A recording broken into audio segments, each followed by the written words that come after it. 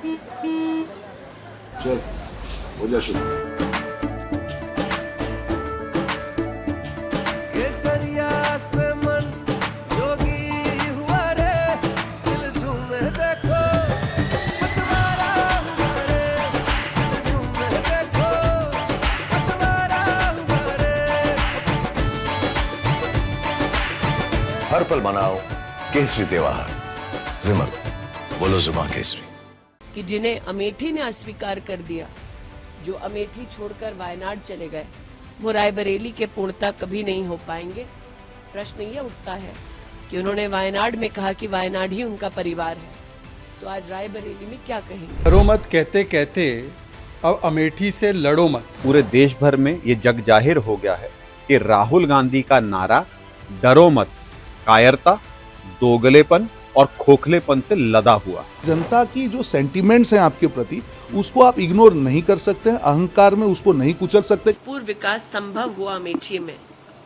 4 लाख गरीब परिवारों के शौचालय बने, 3,50,000 परिवारों को नल से जल मिला, 1.5 लाख परिवारों को जीवन में पहली बार विद्युत का कनेक्शन मिला, 1,14,000 घर बने, गरीबों के आवास बने।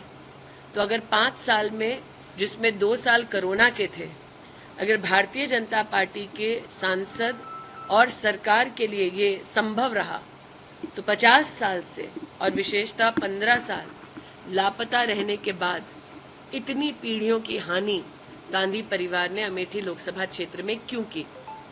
आज मैं अमेठी की जनता को, गांधी परिवार को राजनीतिक रणभूमि में त्यागा।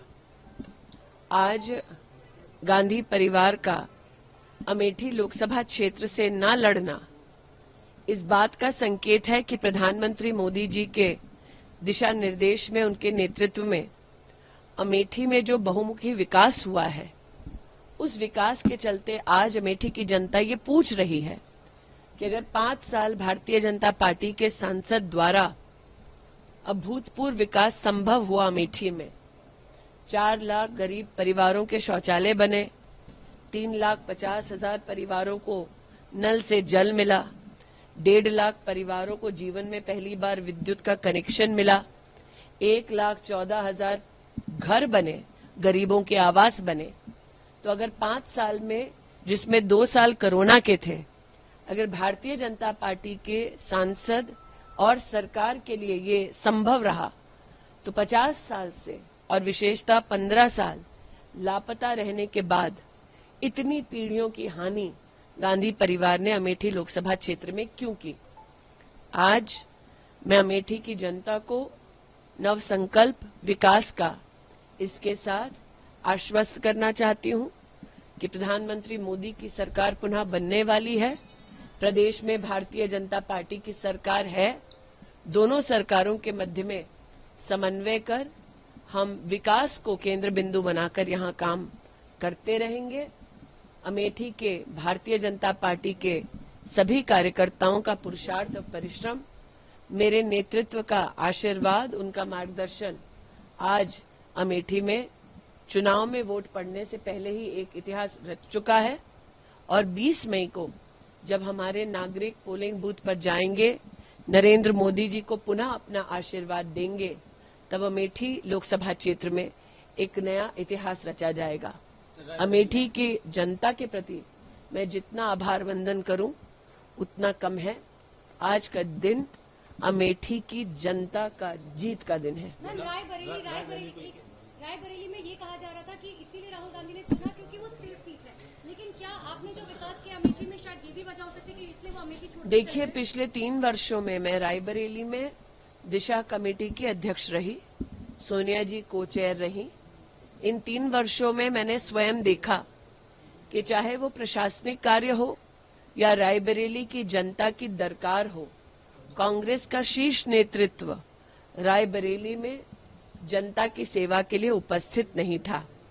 मैं भारतीय जनता पार्टी के रायबरेली के प्रत्याशी को अपनी ओर से शुभकामनाएं प्रेषित करती हूं। आज उन्होंने नामांकन भरा है और जनता भी ये जानती है रायबरेली की कि जिन्हें अमेठी ने अस्वीकार कर दिया, जो अमेठी छोड़कर वायनाड चले गए, वो रायबरेली के पूर्णता कभी नहीं हो पाएंगे। प्रश्न ये उठता है कि उन्होंने वायनाड में कहा कि वायनाड ही उनका परिवार है, तो आज रायबरेली में क्या कहेंगे? प्रधानमंत्री ने कहा कि वो वायनाड राहुल गांधी हार रहे इसलिए सुरक्षित सीट तलाश रहे हैं, क्या कहेंगे? प्रधानमंत्री जी की दूरदृष्टिता का परिणाम है कि आज अमेठी लोकसभा क्षेत्र में आप कमल का फूल खिलते देख रहे हैं। प्रधानमंत्री जी ने पहले से ही जनता को आगाह कर दिया था कि जैसे ही वायनाड में वोट पड़ जाएगा उसके बाद राहुल जी रुख करेंगे एक नई सीट का। प्रधानमंत्री के शब्द साक्षात आपके सामने धरा पर इम्प्लीमेंट होते आप देख पा रहे हैं। इसलिए आज मैं प्रधानमंत्री जी के उस स्वर को पुनः आपके सम्मुख प्रस्तुत करती हूं जब उन्होंने कहा कि कांग्रेस का शीर्ष नेतृत्व आज चुनावी रणभूमि से मुंह फेर रहा है, क्योंकि वो भी जानते हैं कि अब राष्ट्र भर में एक ही स्वर गूंज रहा है, फिर एक बार केंद्र में मोदी की सरकार। स्मृति जी, क्योंकि अब प्रियंका गांधी ने कहा है कि जब तक चुनाव नहीं होते तब तक प्रियंका गांधी और वाड्रा जो है वो यहीं पर रहेंगे अमेठी में। मेहमानों का स्वागत है, हम लोग अतिथियों के स्वागत में कोई कसर छोड़ेंगे नहीं। इतना ही कह दूं कि अमेठी से गांधी परिवार का ना लड़ना इस बात का संकेत है कि कांग्रेस पार्टी चुनाव में एक वोट पड़ने से पहले ही अमेठी से अपना हार स्वीकार कर चुकी है, क्योंकि अगर उन्हें लगता कि यहां जीत की कोई भी गुंजाइश है तो वो यहां से लड़ते, अपने प्रॉक्सी को ना लड़ाते। अमेठी को छोड़ दिया है और कांग्रेस पार्टी ने बताया है कि प्रथम परिवार के किसी भी सदस्य में यह दम नहीं है कि वो अमेठी से स्मृति ईरानी जी के मुकाबले में लड़े, तो एक बात स्पष्ट है कि अब कांग्रेस पार्टी ने भी स्वीकार लिया है कि अब की बार 400 पार एनडीए के लिए और उत्तर प्रदेश में 80 में से 80 सीट आने वाली है, क्योंकि जो 5 वर्षों में अमेठी में स्मृति ईरानी जी ने मोदी जी और योगी जी के नेतृत्व में काम किया है, वो 50 वर्षों तक राहुल गांधी का परिवार अमेठी की जनता के लिए नहीं कर पाए। और इसीलिए जब अमेठी की जनता ने रिजेक्ट कर दिया तो राहुल गांधी जी वायनाड चले गए। अब वायनाड ने भी रिजेक्ट कर दिया है तो राहुल गांधी जो तथाकथित सेफ सीट मानकर रायबरेली आए हैं, तो रायबरेली के लोग भी इस बार ऐसे सांसद को चुनेंगे जो उनके बीच रहेगा, ना कि जो विदेशी दौरे पर निकल जाएगा। राहुल गांधी अमेठी से भाग गए हैं और अपना खुद का ही नारा डरो मत भूल गए हैं। आज पूरे देश भर में ये जग जाहिर हो गया है कि राहुल गांधी का नारा डरो मत कायरता, दोगलेपन और खोखलेपन से लदा हुआ है। राहुल गांधी अब इतिहास में ऐसे नेता जाने जाएंगे जो जंग के वक्त मैदाने जंग छोड़ के भाग गए पिछले दरवाजे से। सत्य तो यह है, राहुल गांधी ने आज एक ऐसे कायर सिपाही का अपना किरदार दिखाया है जो जंग के वक्त सिक लीव मतलब बीमारी की छुट्टी की मांग रख देता है। आज राहुल गांधी का अमेठी से भागना ये दिखाता है कि जो पूरा कांग्रेस का प्रचार है वो डर रहा है, कांप रहा है और मर गया है। डरो, जो डर गया सो मर गया। क्योंकि रायबरेली की जनता ने आंख बंद करके पिछले चुनाव में सिर्फ 1 सीट आई थी, उस जनता की क्या गलती?